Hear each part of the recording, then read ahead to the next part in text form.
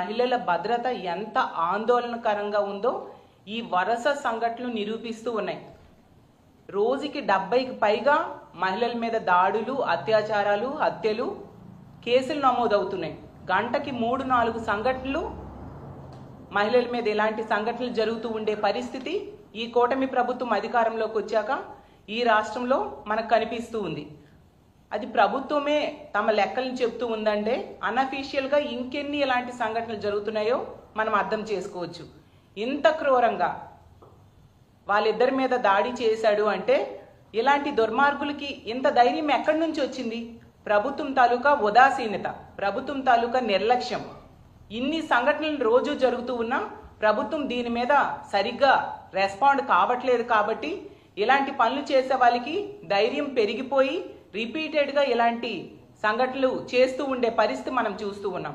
ఖచ్చితంగా ఈ విశాఖపట్నంలో జరిగిన సంఘటనలో వాళ్ళ మీద దాడి చేసిన వ్యక్తికి వెంటనే పట్టుకోవాలి, కఠినంగా శిక్షించాలి. తల్లిదండ్రులు, ఇంట్లో వాళ్ళు కోరుతూ ఉన్నారు బంధువులు ఉరిశిక్ష వేయాలని. అలాంటి కఠినమైన శిక్షలు వేయాల్సిన అవసరం ఉంది. అదే విశాఖపట్నంలో గతంలో నీరబ్ శర్మ అనే వ్యక్తి పెదగంటి అడిలో ఒక అమ్మాయి మీద దాడి చేసి పారిపోతే ఈ రోజు కూడా పట్టుకోని పరిస్థితి. సాక్షాత్తు హోమ్ మినిస్టర్ నివాసం ఉంటున్న జిల్లా విశాఖపట్నం. అలాంటి దగ్గరే ఇన్ని సంఘటనలు జరుగుతున్నా కూడా ఎటువంటి చలనం కూడా ప్రభుత్వంలో కనిపించట్లేదు.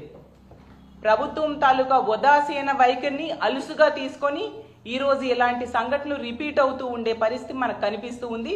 హోమ్ మినిస్టర్ గారి సొంత జిల్లాలోనే ఇప్పటికీ 22 పోక్సో కేసులు నమోదయ్యాయి.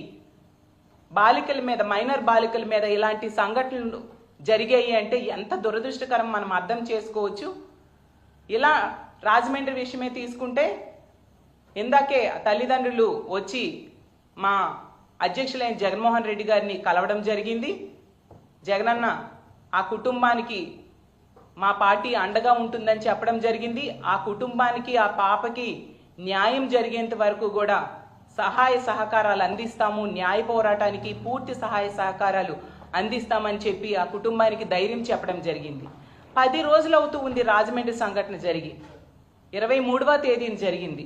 ఈ రోజు కూడా ముఖ్యమంత్రి గారు కానీ, మంత్రులు కానీ, డిప్యూటీ సీఎం గారు కానీ, హోమ్ మినిస్టర్ గారు కానీ అక్కడికి వెళ్ళి ఆ కుటుంబానికి ధైర్యం చెప్పడం, అండగా నిలబడడం చేయలేదు. కనీసం సీసీటీవీ ఫుటేజ్ కూడా ఈ రోజుకి తల్లిదండ్రులకు ఇవ్వని పరిస్థితి మనకు కనిపిస్తూ ఉంది. ఎంత నిర్లక్ష్యము ప్రభుత్వానిది అనేది క్లియర్గా అర్థమవుతూ ఉంది. అలాగే తీసుకుంటే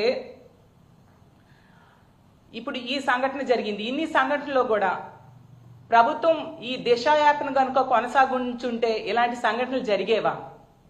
కొన్ని శక్తి యాప్ అని దిశ యాప్కి పేరు మార్చి వీళ్ళు తీసుకొచ్చారు. గతంలో అదే దిశ యాప్కి వేటకారం చేసిన వ్యక్తులు ఈరోజు అదే దిశ యాప్ని పేరు మార్చి శక్తి యాప్ అని చెప్పారు. హోమ్ మినిస్టర్ గారు చెప్తూ ఉన్నారు శక్తి టీమ్స్ పనిచేస్తూ ఉన్నాయని. ఏవా శక్తి టీమ్స్? మరి ఎందుకు వరుస సంఘటనలు జరుగుతూ ఉన్నాయి? ఎంత నిర్లక్ష్యంగా వీళ్ళు ఉండడం సమంజసమా? ఈ రాష్ట్రంలో మహిళల భద్రత గాలిలో దీపంలా ఉండాల్సిందేనా?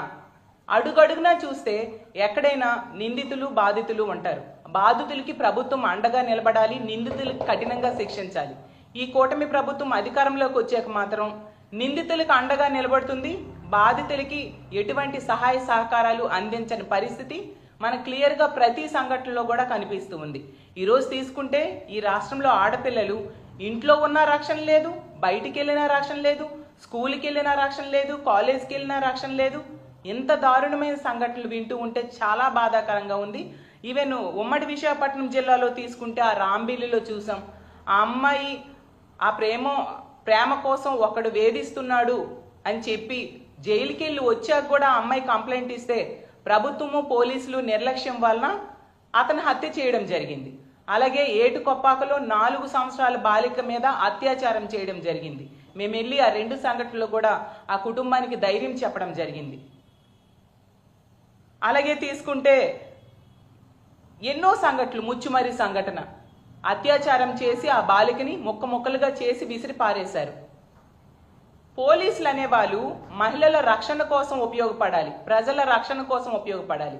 కానీ ఈ కూటమి ప్రభుత్వం అధికారంలోకి వచ్చాక పోలీసుల్ని రెడ్ బుక్ రాజ్యాంగం ఎలా అమలు చేయాలి దాని మీద ఉపయోగిస్తున్నారు తప్ప శాంతి భద్రతల పరిరక్షణ కోసం కానీ మహిళల రక్షణ కోసం కానీ ఉపయోగించని పరిస్థితి మనకు క్లియర్గా అర్థమవుతూ ఉంది. ఇంత దారుణమైన పరిస్థితులు నెలకొని ఉంటే అసలు ఈ ఆంధ్రప్రదేశ్ రాష్ట్రంలో ఆడపిల్లల తల్లిదండ్రులు తమ పిల్లల్ని బయటికి పంపాలంటే భయపడే పరిస్థితులు రోజు రోజుకి ఎక్కువైపోతూ ఉన్నాయి. కాబట్టి మేము ముందు నుంచి కూడా ఈ ప్రభుత్వాన్ని వేడుకుంటూ ఉన్నాం. మహిళల భద్రత అనేది ప్రభుత్వం తాలూకా ప్రథమ ప్రాధాన్య అంశము. కాబట్టి దానికి ప్రాధాన్యత ఇవ్వండి. మీరు ఇన్ని సంఘటనలు జరుగుతూ ఉన్నా ఎందుకు వీటి మీద ఒక సమీక్ష లాంటివి నిర్వర్తించడం లేదు? మహిళల రక్షణ కోసం ఎటువంటి చర్యలు తీసుకోవాలి అనే దాని మీద మీరు ఒక్క క్యాబినెట్ మీటింగ్లో అయినా ఒక సమీక్ష చేశారా అని నేను అడుగుతున్నాను. ఇప్పుడు రాజమండ్రి ఫార్మసీ అమ్మాయి ఇష్యూలో తీసుకుంటే 10 రోజులైనా కూడా ఆ ఇష్యూ మీద ఒక హోమ్ మినిస్టర్ గారు కనీసం సమీక్ష చేశారా? ఎంతసేపు కూడా ఆ హాస్పిటల్ యాజమాన్యాన్ని అలాగే నిందితుడైన ఆ దీపక్ని కాపాడడానికే ప్రయత్నిస్తున్నారు తప్ప ఆ బాలికకి న్యాయం చేయాలి అనే విషయం మీద దృష్టి పెట్టకపోవడం నిజంగా దురదృష్టకరం. అలాగే ఈ విశాఖ సంఘటన తీసుకుంటే ఖచ్చితంగా ఆ పాపకి మెరుగైన వైద్యం అందించాలి. అలాగే నిందితుడికి కఠినమైన శిక్షలు పడాలి. ముందు పట్టుకోండి నిందితుడిని. ఆ పెదగంట్యాడ సంఘటనలో నీరబ్ శర్మ లాగా ఇన్ని నెలలైనా ఇంచుమించు 5 నెలలైనా కూడా పట్టుకోకుండా పోలీసులు తమ చేతకానితనంతో వ్యవహరిస్తూ ఉన్నారు. అలా కాకుండా ఈ నిందితుడిని వెంటనే పట్టుకోవాలి. ఇంకొకసారి ఇలాంటి పనులు చేయాలంటే భయపడేట్టుగా ఇలాంటి దుర్మార్గులకి కఠినమైన శిక్షలు వేయాలని మా వైఎస్ఆర్ కాంగ్రెస్ పార్టీ తరఫున డిమాండ్ చేస్తూ సెలవు తీసుకుంటున్నాను.